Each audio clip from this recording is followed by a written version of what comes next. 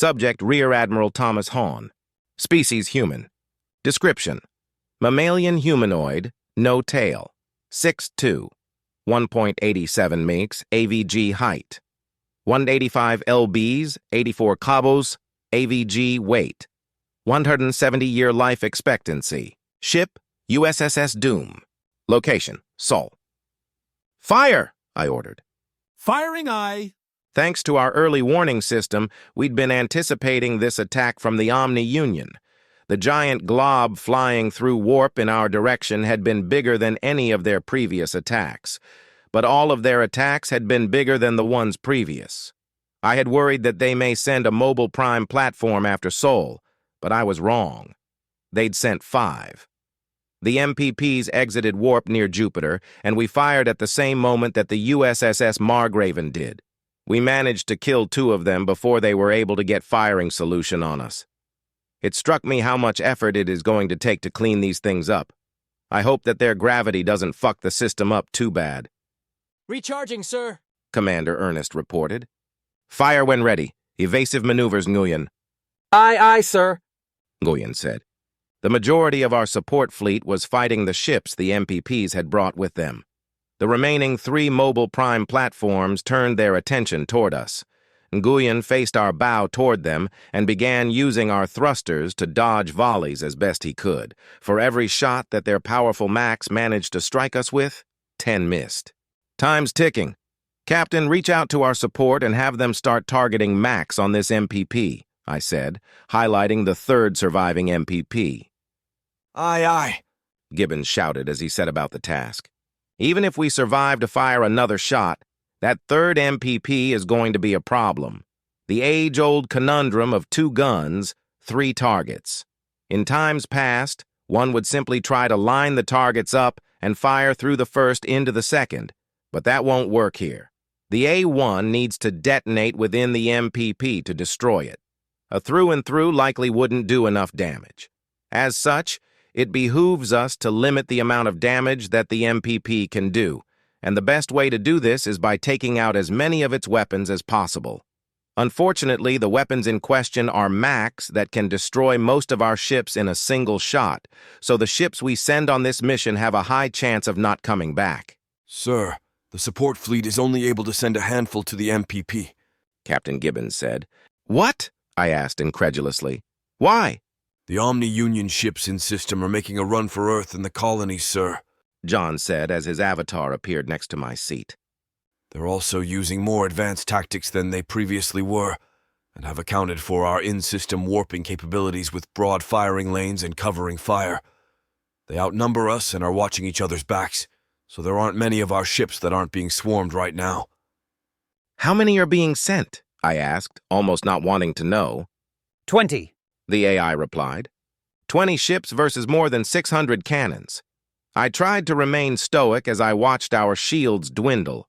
We would be able to take out 2 of the remaining MPPs, but the 3rd may spell our doom. I chuckled darkly at the irony of being doomed on the USS Doom.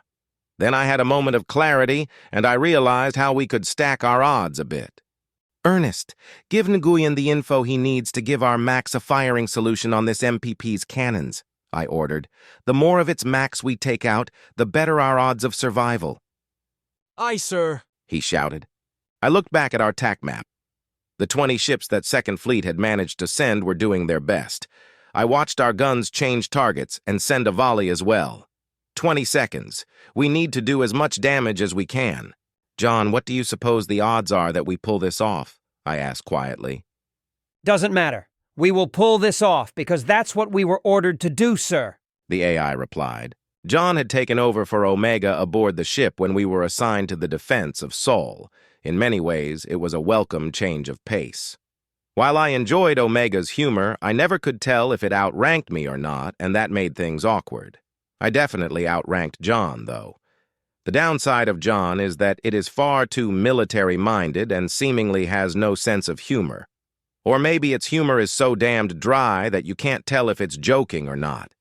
Hell, that last line was something a caricature of a war hero would say. If John hadn't been so deadpan when it said that, I would have actually laughed.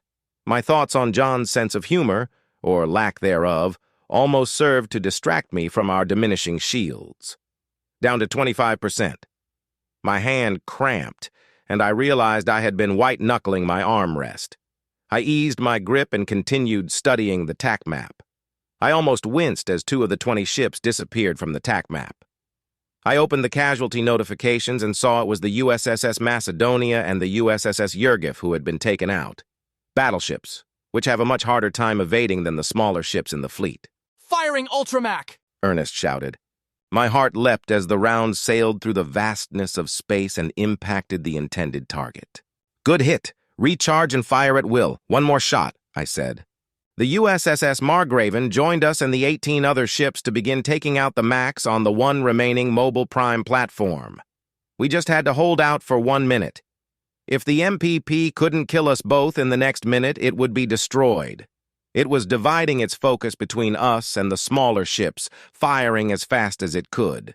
Keep up our evasion as best you can, Nguyen, I said. Aye, sir. Nguyen was doing a damn good job.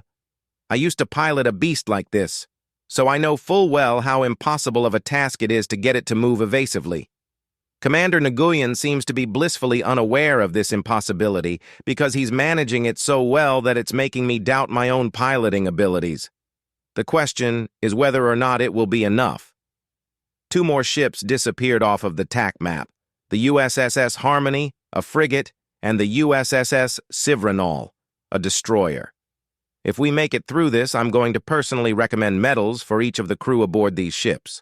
It will take quite a while to submit the paperwork for 20 crews, but I'll use my vacation to make it so. My wife will forgive me.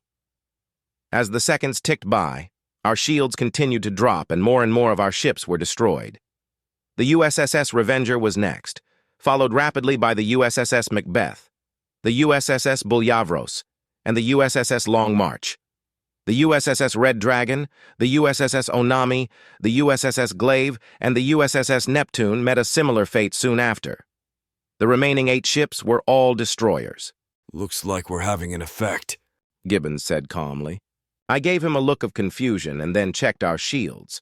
We were down to 8%, but the rate of decline had slowed significantly. 8%, 30 seconds, and 4 support ships remaining. The USSS Havrithon, the USSS Eradicator, the USSS Yisthri, and the USSS Alpha Centauri had been destroyed. The remaining 4 ships were the USSS Tunchu, the USSS Solar Winds, the USSS War Spirit, and the USSS Liberty. The Liberty was the only one of the 4 that wasn't warping. It had opted for a mobile orbital bombardment tactic that seemed to be working quite well. It was flying just above the MPP's gravitational point of no return and blasting its max as it went. This confused me for a moment because it meant its deck max weren't in use, but then I noticed that the icon was shifting in an odd way. I highlighted the icon and realized that the ship was spinning, making use of all of its max and sustaining a continuous rate of fire. I tried not to wince. The forces involved in that maneuver were going to play hell on the Liberty's systems. If they survive, the Liberty's engineers are going to one hell of a time repairing it. Might end up being the first time in history that engineering stages a mutiny. 10 seconds. John began counting down as our shields finally gave up the ghost. 9, 8, 7. It said as a Mac round tore through our hull, missing anything vital. Sealing bulkheads! Gibbons shouted. 4, 3, 2. Another round tore through us, disabling one of our aft engines. 1 charged. Firing! Ernest shouted. We fired, and I watched our projectile make its way toward the MPP. I checked on the Margraven and realized its Ultra Mac had been hit. Our shot was our only hope. We all held our breath as more Mac rounds pounded into our hull. Successful hit, John informed us. Take us out of its range, Nguyen, I ordered. Aye, aye, sir. We hadn't taken critical damage yet, and we weren't about to let the bastard take us down with it. Nguyen expertly fired our thrusters to turn us about and to get us started in the direction we needed to go, turning tail and running from the Mac rounds chasing us. I watched our 4 remaining support ships disappear from the TAC map, and breathed a sigh of relief when I realized they had warped. We managed to avoid further damage as the A1 spread and finally detonated, contributing to one hell of an asteroid field. Cheers rang out from myself and the crew. We survived. I leaned back in my chair and breathed normally for the first time since the battle had started. The USSS Solar Winds, the USSS Tunchu, the USSS War Spirit, and the USSS Liberty had survived along with us. "Get me a damage report," I ordered once the shouts had died down. The TAC map displayed the asteroids that had been our enemies just moments prior. It would take weeks to clean it all up. Actually, a good chunk of the debris is probably going to be gobbled up by Jupiter if nobody intervenes. I wondered what almost 5 planets' worth of mass would do to Jupiter, but an incoming priority one distracted me. I opened it immediately. Recipients, Fleet 2. Commanders Earth and the other Sol colonies have been invaded by the Omni-Union. OU presence consists of infantry, artillery, armor, and close air support. Deploy warp prevention mechanisms, destroy hostile fleet presence, and begin landing your counter-invasion forces. Orbital bombardment is prohibited. Let our shields recharge and then get us in a good position to fire on the OU ships, I ordered. The only Marines the Gungnir-class dreadnoughts had were for policing, so we wouldn't be taking part in the counter-invasion. We could definitely help clean up the Omni-Union ships, though. I chuckled to myself before a thought occurred to me. Why didn't anyone tell me we had warp prevention?